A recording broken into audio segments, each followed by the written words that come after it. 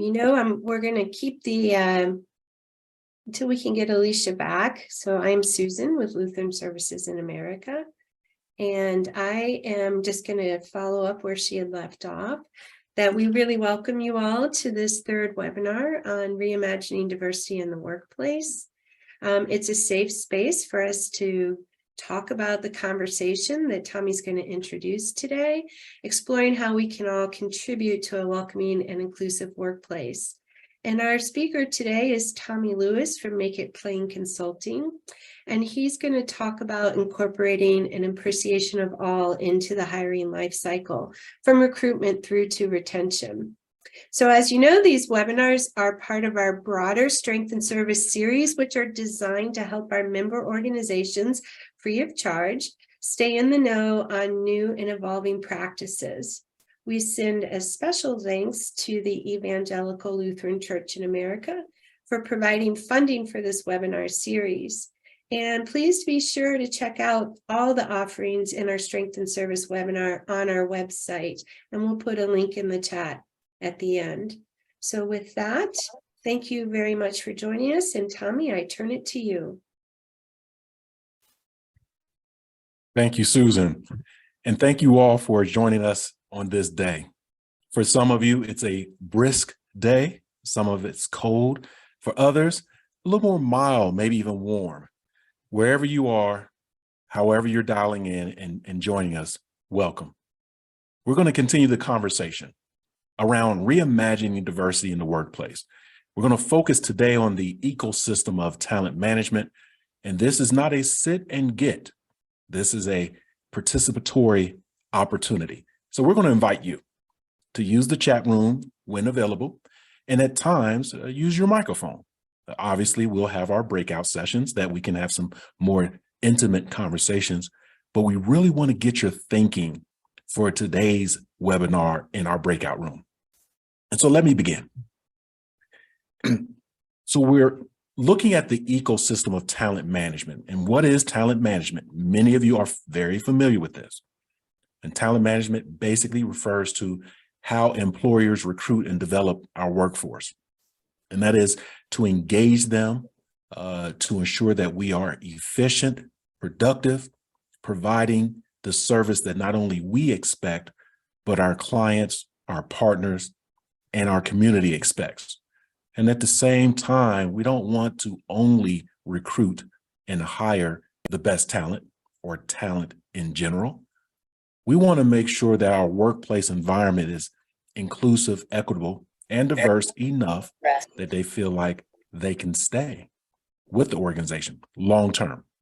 So again, not just the NCAA tournament one and done. We don't want that 1 week, 1 month, 1 quarter, and we're done. Or maybe even one bad event or one less than positive event. We want to be able to provide opportunities for our workforce in times of calm as well as in times of challenge. And you all know as well as I do, when we think about workforce or the labor shortages, we're in a time of challenge. And so we have to use talent management as a strategic approach, a process to improve our overall reputation of our agencies and organizations and our service, and to ensure that we remain not only competitive, but also relative, that we are here to stay for the long haul. So this is a model that many of you may be familiar with. An organization called the Society for Human Resources Management utilizes it often, and other organizations as well. This is one of many different talent ecosystem models.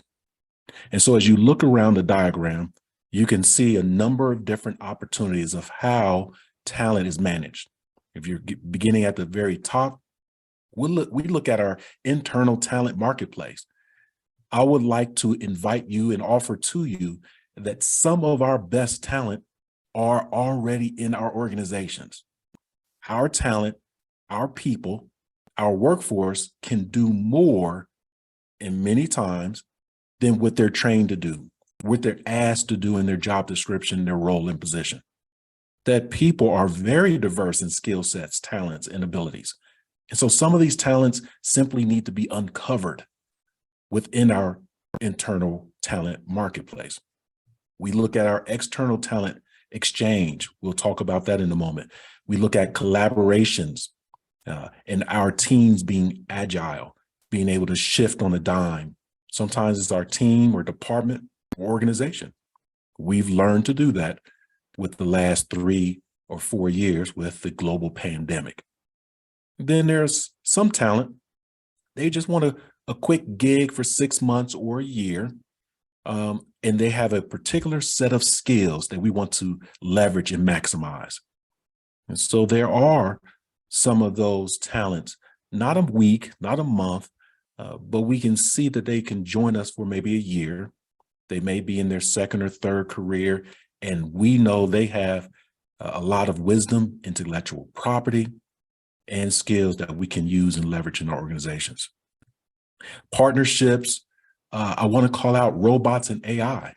I understand that some of us are already using these techniques, not only to recruit talent across different functions and different industries to bring them to our industry, but also how to retain talent. And there's some mundane things that the retention strategies always involve, like continuous touch points, promoting and announcing acknowledgments and recognitions. Some of these tasks for an individual human being can be mundane, exciting at first, but if you want to establish some consistency every week, every month, every quarter, it can get a little mundane, a little boring.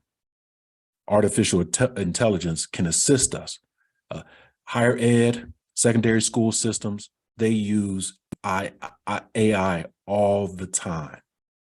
And I would say, going out on a limb, sometimes when used very, very well and with class, tact, and sophistication, the robocalls are not always a bad thing. I know you all are shocked, right? Because we're sick and tired of robocalls, right? But in the talent ecosystem, if we are to receive that soft and gentle reminder, maybe every week, that quick 15-second, 10-second, or 5-second booster, the state of the organization, what's happening, what's coming up, maybe what's our organization's need. This can be communicated through a robocall. And then we have co-ops, internships, and as well as apprenticeships, right? And then we have those blind spots, those overlooked talent pools. When we look at the ecosystem of talent management, we're looking at a number of different things that may attract talent to us for application, to consider us as agencies and organizations of choice, and to apply, to go through the interviewing process, and then hopefully through the hiring process, look at sustaining a career with our organizations. To do this, I recommend that we're not terribly reactive. Let's be proactive. And we do this through workforce planning. There are a number of white papers and research out there. One is called Workforce 2020 and Workforce 2030, Workforce 2040. These are just the same type of research for different decades. And it gives data regarding the workforce in different regions, different industries, maybe even different generations. But it really adds value and insights into our workforce planning strategies. Then we have recruitment and hiring.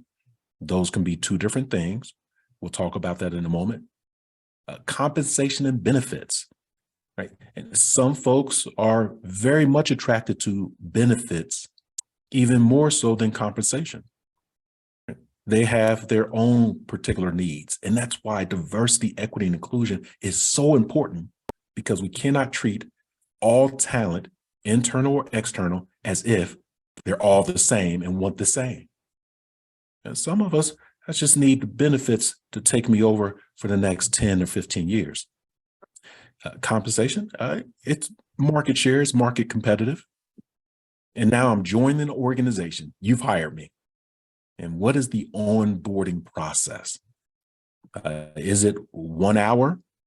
Is it 1 day? Is it 1 week? Is it a continuous process after the official, quote unquote, onboarding process? Is it process point 2? And that's how we continue to circle back and check in on our new talent, to check in on our existing talent. We are continuously training and developing particular skills to meet the needs of not only today, but tomorrow. This is the ecosystem. And then performance and succession planning. And so as I share this ecosystem, I would like to remind us that oftentimes myself at times and others believe that recruiting, that's an HR job. Of course, they have human resources for a reason, and there are recruiters who go out into the field and they're beating the pavement. Some of us are sitting behind our desk and we're accessing the portals and the networking opportunities to canvas our job descriptions and open positions. And good old HR, we'll leave it to them. That's older thinking. In true talent management, the ecosystem of talent management, that is all of us, you and I. That's not only at work, but that's through our network in our professional as well as our social networks, our personal relationships. It's like going to the grocery store. You're in the grocery store, many of us, we're in line buying our groceries, and we overhear a conversation about someone trying to move into the next level, move into our industry. And right in that moment, you are the expert. You're the recruiter. It may be a gentle introduction of yourself and what you do. You don't want to embarrass, you don't want to shame, you don't want to be too intrusive, but I understand that you're looking for an opportunity and we have one that's perfect for you.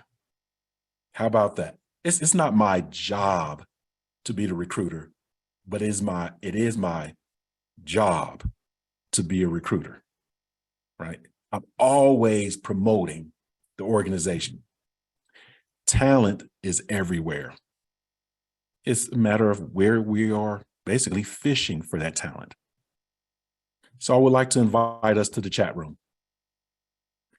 In the chat room, I want to hear your thinking around these 2 questions. Are you a regular participant in the hiring process? Not the recruitment process, but the hiring process, right? So recruiting, we're bringing the talent in, and as we're narrowing down to our finalists for said position, and then there's that hiring process. How often do you think about hiring staff? Is it daily, monthly, or hardly ever? I know these are closed-ended questions. And again, it's not about shaming, blaming, or victimizing. It's about maybe identifying a new opportunity to be involved to, 1, combat this battle, in some cases, a war for talent, and being a part of this hiring process that we can hopefully remove any biases that may create barriers to identifying that special talent, that unseen talent, that diamond in the rough talent. Because every talent that we see are not always ready to go right now. Some of us, myself included, we need onboarding. We need to get familiar with the organization and the how things happen. And then also the what am I doing? And then to bring my own who I am. Yeah, Tommie, it looks like we have a mix of folks. Some people are thinking about this practically every moment of every day, and then some are more casual or infrequent participants. But I think your point is, well made, that a lot of us don't think of it as our job, but in reality, to build that more inclusive and welcoming workplace, it starts at the very beginning, and we probably all really do have a role in thinking about this. So Absolutely. And again, this is the ecosystem of talent management, that we're all a part of the growth and sustainability of the organization. Right? So once we have talent, or we're still pursuing talent, how are we cultivating talent? Here are a couple of things to think about. Let's consider talent as in a pool, literally a talent pool. It can be the talent pool, the talent river, the talent ocean, the talent sea. It's out there, right? And we're going to fish for that talent. I'm going to introduce to you 3 forms of talent fishing. Right. 1, angling, or the angler fisher. This is the approach where we literally sit on the sidelines. If we're in the midst of the talent, we're not really deep in the talent. We may be on the boat, on the shore, and we cast our line into that talent pool. That line may be a electronic job posting. We just cast it from afar. It may be a networking event, a job fair, career fair. But basically, we're casting our line based on our research, our wisdom, our understanding of where the talent is.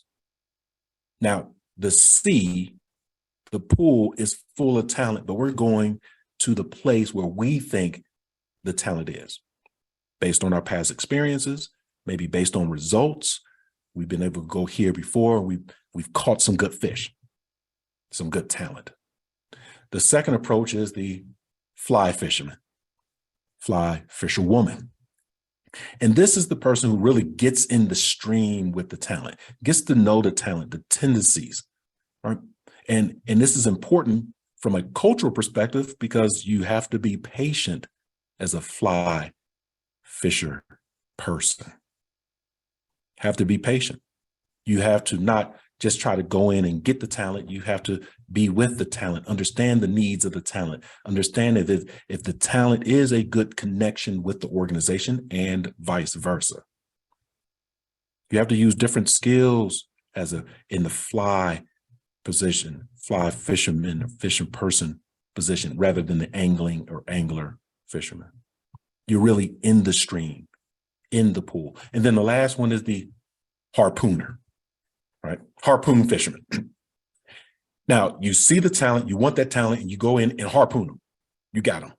You bring them into the organization, and you maybe big party. We've got the big talent, the big fish, right? Everyone applauds, right? We're going into the break rooms. We're having Zoom parties and Teams parties. We're doing all of that. And now that we have that talent in, we still have to engage them. Sometimes in this approach, it's a hit and miss. Sometimes it's a hit and miss. Literally, when we try to harpoon, we may get one talent, but there's other talent in the pool that we miss because we exert all of our energy into that one talent. All of these approaches are effective approaches.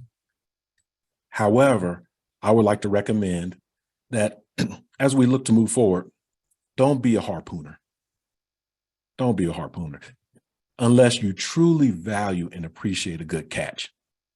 Now, I'm not talking about dating here. Some of you shifted your mind. Like, I have a good catch, Tommie.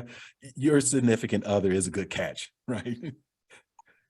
What I'm sharing is that harpooning is good when you are looking for a specific type of talent with a specific skill set and qualities that meet the job requisition, etc. But I would think that a blended approach with multiple angles, literally, with the bottom line goal of recruiting and retaining maybe even diverse or new talent, is the goal. We have to go to different places to fish, to find that talent. We have to go to untraditional places. So we're going to take a moment We're going to go into our breakout groups, spend about 10 minutes. And in your breakout groups, I would like you to use your microphones if you may, if you're able, and kind of share some of your best practices, your experiences, your insights on what has happened. Here's a couple of questions that I would like us to consider. You may get to all of them, or you may land on one. Here are some discussion questions. What are some interesting places you found new talent? I think this is an excellent question. What are some of the interesting places you found new talent? Who in your organization surprised you by introducing you to new talent pools? And lastly, how do you cultivate your talent pool? So we'll take about 10 minutes, have a conversation, and then we're going to ask, when we come back for a quick debrief, we're going to ask for a few folks to share some feedback on what you all talked about in your breakout groups so that all of us can hear and learn.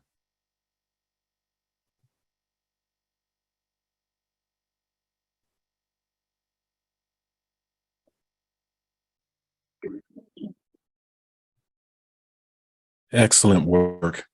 Excellent work. It looks like everyone's joining the main room. Thank you for jumping into your respective breakout group and having the conversation and staying with us. I appreciate you all staying with us. So with that being said, would love to go around the room for any individual in any group. I think we have maybe 6 or 7 different groups to share some of your thoughts. Again, the questions were around where have you found some interesting places? What interesting places have you found talent? And then also, who have surprised you with finding talent, as well as how do you cultivate? Is there anyone who would like to share? If you don't mind, you can unmute and share using your microphone.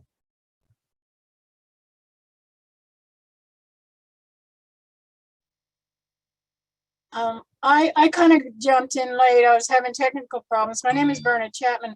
I did share something in the breakout, but I have kind of another idea that we didn't have time to share. One of the things that I found that the preponderance of my client base, the people that I'm hiring case managers for, are generally African-American males.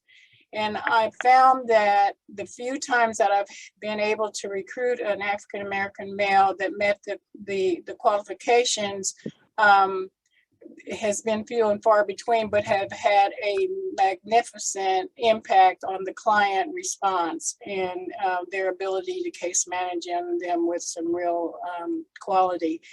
And so I've decided that I'm making it a priority to try to find more people who look like the client base. But my organization has hamstrung that a little bit because there's not a real opportunity to allow experiential life experiences in lieu of some education and information acquisitions for my applicants. And I made some inroads in that, but that's one of the ways in which I feel that has made a significant difference in the number of people I'm able to attract, especially those that I feel that bring some diversity that really makes an impact on the delivery of services. Thank you, Ms. Verna, for sharing that insight. We'll be offering up another tool that you and others may be able to use. And some of you are familiar with employee resource groups. And so sometimes the talent that we're seeking, they themselves have a network to other talent similar to them, skill sets, abilities, qualifications, that we need to tap into the talent to tap into the talent, right? And so developing that pipeline, that farm system, if you will, to grow our talent. But thank you. Other thoughts, reactions?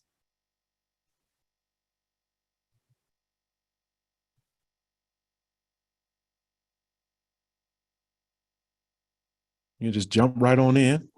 There's a lot of rich conversation, and Not we're wanting to this hear your again. thinking. Yes. All right.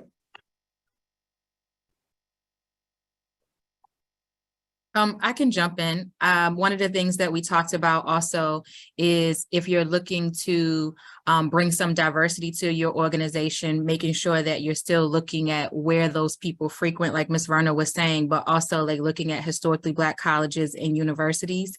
And then when you're looking in those places, not only narrowing your thought to people or to majors that neatly fit, but really looking at other majors that where they have this skill set, even though it might be a different focus, but those skills can be transferable to the thing that you want, because they may have thought that that opportunity was not a possibility for them because their major may have been something, you know, totally different. Again, another excellent resource. We have our historically Black colleges and universities, HBCUs. We have our Hispanic institutions. We have obviously our PWIs, our predominantly white institutions.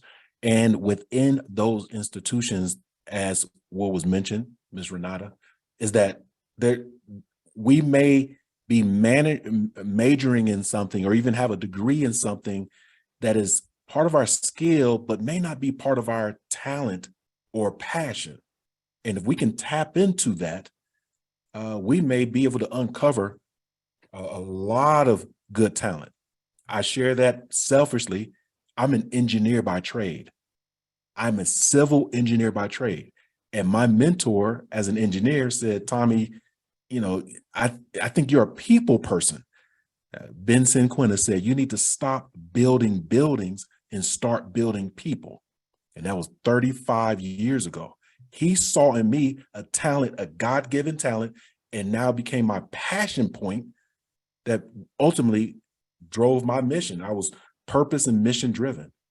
And he uncovered that as a mentor, and he ended up recruiting me to other organizations, right? And say, hey, I can do the technical side as engineer, but also when we need to really provide service and make connections by way of relationships, I'm your person. I think that the talent that's on the institutions as well as in our communities can do the same thing. Let's hear a couple more and then we'll continue. Want to really hear your thinking around any other interesting places that you found this new talent.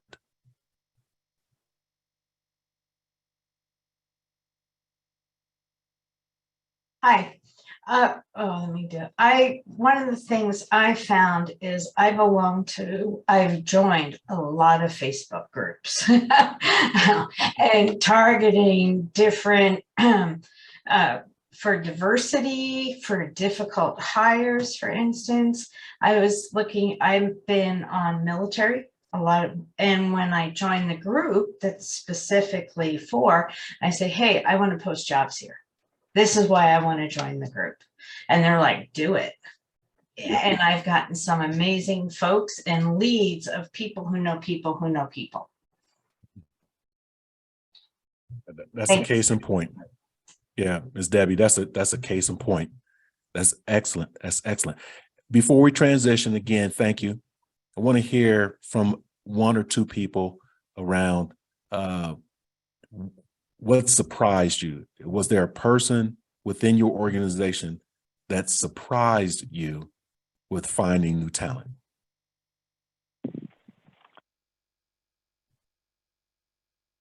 Please share.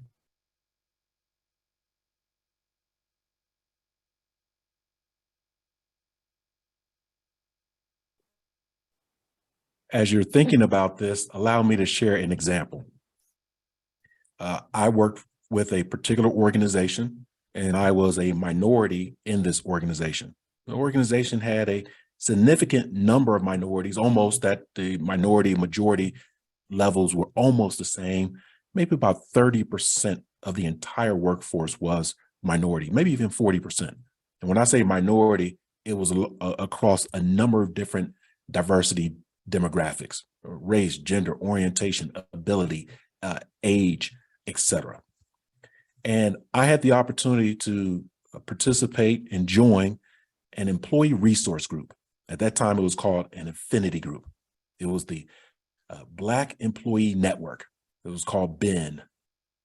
And I joined BEN, one, to just get more connected to the organization, to have a sounding board of my challenges, successes, frustrations, as well as looking out for a mentor, maybe even a mentee. And there was a gentleman who joined the Black Employee Network. And I remember one of the first meetings that he joined, he came into the room and everyone swung around and looked in surprise. And I was like, come on in. That was part of my personality.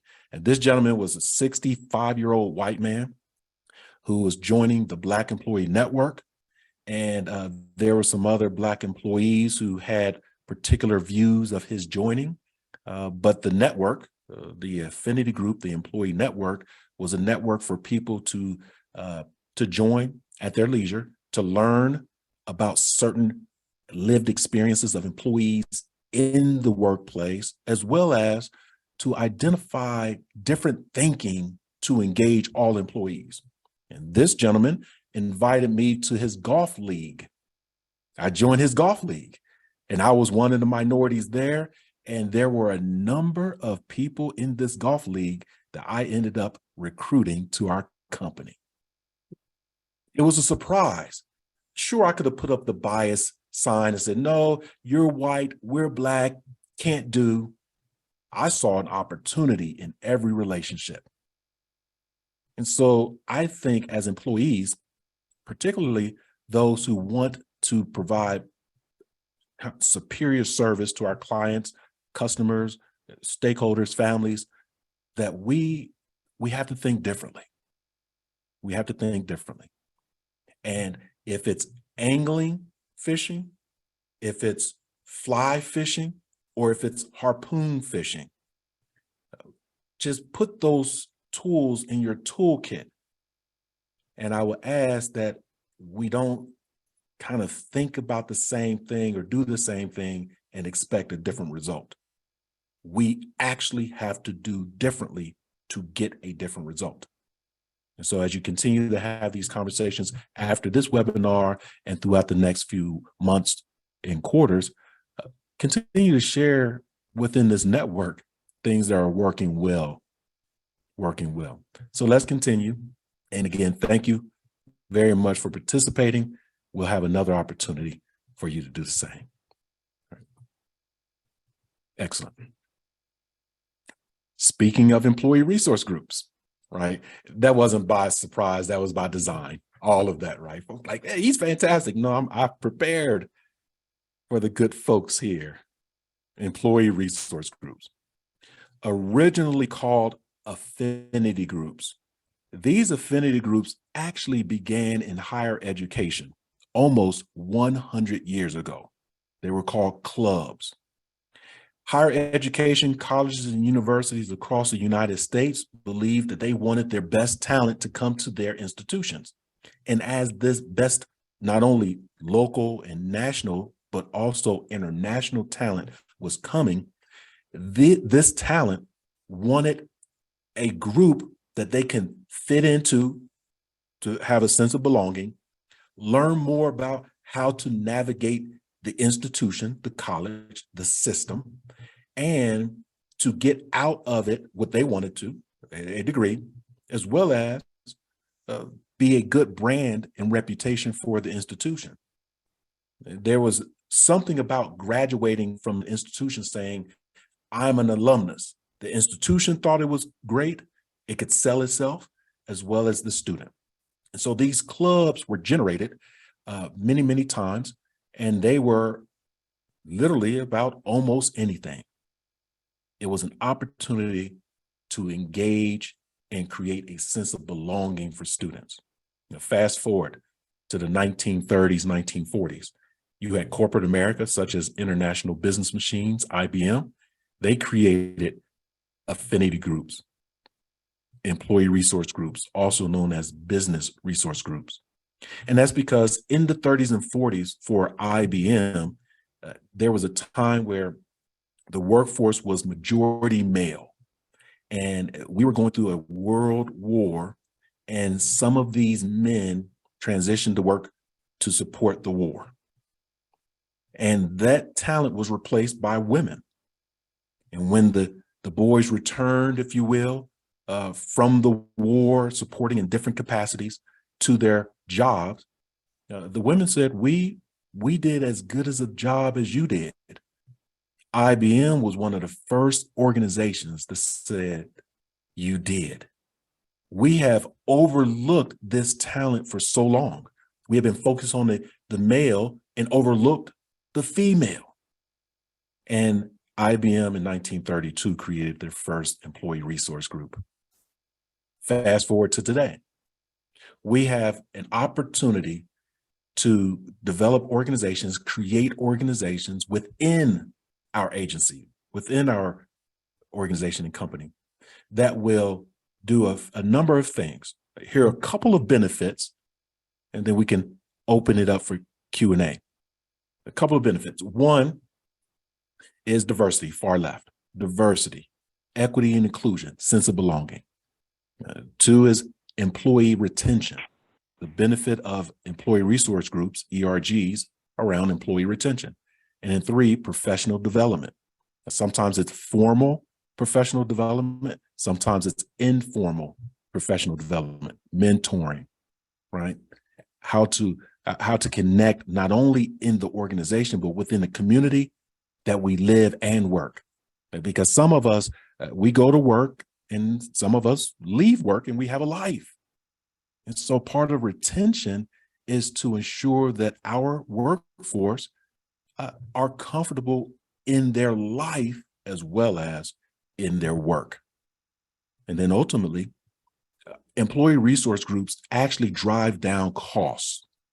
The cost that organizations spend on career fairs and networking platforms, recruiting platforms. Oftentimes, in a recruiting platform, there may be a job posting, and the agency or the organization may get, 1,000 applicants. And then it takes time to siphon through the 1,000 applicants. Sometimes they're vetted before they get to the 1,000, but we're working through that 1,000 to get to a few that we can interview via phone screen and then bring on board through the process. So we are literally speed dating 1,000 times over almost every day, every week, every quarter, speed dating. Employee resource groups, these are people who work for the organization, who have recommended talent based on what they understand about the culture, what they understand about the need, the role, the job, the responsibilities, and sometimes we have to lean on that relationship ask. In other words, when I, as an employee resource group member, an employee of my company, when I go out in the community and I'm recommending someone to my company, hey, you better make me look good. Don't make me look bad now. I'm not trying to cut my own hands off. So I'm going to vet my friend, my neighbor, my relative. I'm going to vet them. And now the cost from an HR or an organizational perspective goes down because we're fishing where the fish are. We're not just throwing the broad net and hoping we can get a good catch. It's a targeted effort, either angler fishing, fly fishing, or harpoon fishing. Here's a deeper dive. We always have so much we want to talk about and we run out of time, but we are at 2:52 and I've seen a couple things come through the chat that folks may want to spend a little bit more time on. I want to call out that there's a real interest in following through with some of the thinking about Verna, that Verna said, like, how do you match people's qualifications through lived experience with what you have in a job posting, and is that a potential opportunity to see if there are things in your posting that might be potential barriers. Tracy Murphy was calling out, that in addition to this kind of support for employees, she's actually looking at an idea of a social worker who can support not just the clients, but the employees themselves, and as they think through some different difficulties that they're having in their own lives. And then I don't know if folks have also, I don't know if you have comments to support those ideas, Tommie, or if there's a few other things that people want a chance to ask you about in the few minutes that we have remaining. Absolutely. I would add that for many, many years, almost decades, there's been a adage around, or in job posting, it may say, a bachelor's degree or 5 years equivalent. And that 5 years equivalent has always been a very subjective view of talent. We never truly define what is 5 years of work experience equivalent to. I would add that today there are different assessments, low cost to no cost, that might assist in assessing the life experiences. Now, we have MAP assessments. We have Myers-Briggs type indicators. Those are personality assessments, other career type assessments that not only really evaluate one's skill and competency on said job, which are pretty much the tangible skill sets, but also the intangible skill sets. For example, a person who is bubbly, happy, and easy to get along with, how do you measure that in the job application? We can put on the resume, I'm a nice person, I'm a good person. But when we look at experience, relevance, when we get to that phone screen, television, or in-person screening, we're asking open-ended questions around one's experience with challenge. How did they deal with it? With diversity, right? With adversity, with working with customers that, or clients or partners or families that weren't always, quote unquote, right. And as we're listening to said candidates' response, we're listening for the tangible skills, the intangible skills, as well as we're listening with our feeling. Now we don't say, hey, this candidate just feels right. We're literally listening with, they are behaving in a way and speaking in a way of consistency. The phone screen, they were consistent in that positive energy. The in-person screen, positive energy. We've done our we've checked our resources, their resources, and every one of those resources talked about their positive energy. Intangible, positive energy, we may need them in this role or responsibility. Short answer for a complicated question, but there are processes out there, and the Society for Human Resources Management offers a lot of solutions in this space. We'll take another question, another few questions as we wrap up our day. I think this one's come kind of through the chat to me, but a few more questions about establishing these employee resource groups. Do you need a budget for it, or just, who starts them? Are there guidelines for them? I don't know if you can quickly summarize some good advice for starting an employee resource group, or perhaps we can include some information in a follow-up, the thank you email. Sure can. I would offer up 3 fairly simple steps. The first step is there an interest? Is there an interest of employees to create an opportunity to strengthen the organization? If the answer is yes, then the second is, leadership, commitment, and possibly sponsorship, where there may be talent that we're looking for, and there are people in the organization saying, I know people, I know talent that we could hire that will be effective in long term. And the leadership team, leadership in the organization says, let's explore what this looks like from a strategic perspective. From a budgetary perspective, I would say that it does not take a lot of resources, funding, to open the doors to opportunity. In other words, you don't have to build the home first to invite people in, that people that come together will build the home. Literally, in my experience for 30 years, I have seen that the beginning budgets have been the cost for conference bridges. That's what we call them back in the day, a conference line. Now is, what is the cost for Zoom subscription or or Teams? And so those costs are being driven down, that now it's very minimal cost to start or create an employee resource group. And now it's just the effort. And sure, there's some processes, just like any other organization, and employee resource groups, affinity groups, they're not unions. They're not unions at all.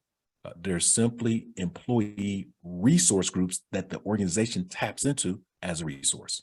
So those are 3 steps I would like to offer up initially to get started: interest, leadership support, and a minimum budget to hopefully bring folks together virtually, if not in person.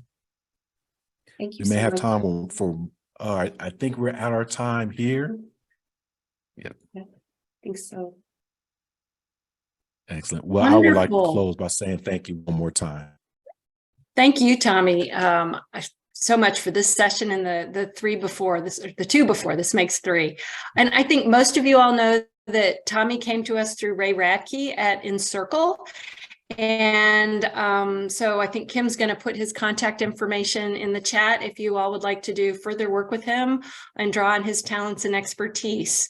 So thanks everyone for joining us today. You'll receive a follow-up email from Susan Newton, which will contain the materials that Tommie mentioned. And a very special thank you once again to Tommie. We have come full circle, reflecting on who, what, and hows of creating welcoming and inclusive workplaces. These conversations are a great chance to share with your peers in a safe and trusted environment. We'd love your feedback on this webinar, and we'll incorporate your comments into our upcoming offerings. Please complete the exit survey. It's really short, but it really helps inform our programming. And also, I'd like to encourage you that if you haven't already done so, please register for our next 2 Strength and Service series. We have another webinar on the funding opportunity to provide vaccines for older adults, and then a very special conversation with Dr. Dora Hughes. She is head of the Centers for Medicare and Medicaid Services, and she'll be speaking directly to the Lutheran Services in America Network on the different ways that we can leverage social determinants of health to work in partnership with her to achieve her broader goals of health equity. Really excited about those 2 upcoming webinars and the time we spent together today. Take care.